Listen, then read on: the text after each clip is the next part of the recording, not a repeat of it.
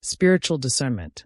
My entire life, I had been taught to trust only what I could see, touch, or prove with scientific certainty. I saw the universe as a beautiful, intricate machine, governed by cold, unfeeling laws.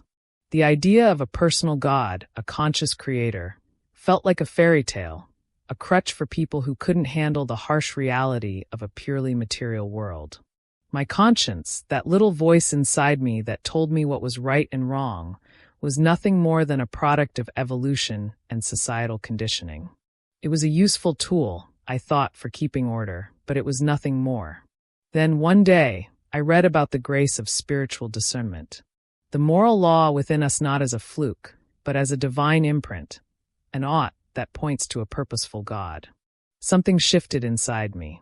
It was as if a dusty, old window had been cleaned, and for the first time, I could see clearly. I had always felt that inner voice, that sense of rightness and wrongness, but I had always dismissed it. Now, for the first time, I considered the possibility that it was not just a whisper from my brain, but a sign from a mind behind the universe. The grace to believe came not as a thunderous revelation, but as a quiet, gentle knowing. It was a simple shift in perspective. I wasn't being asked to abandon reason, but to expand it, to see that the very reason I cherished was a gift from a purposeful creator.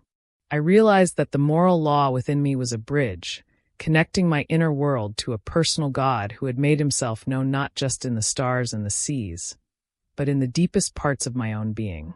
It was the grace to move beyond a limited worldview and to embrace a reality that was infinitely more vast and meaningful than I had ever imagined.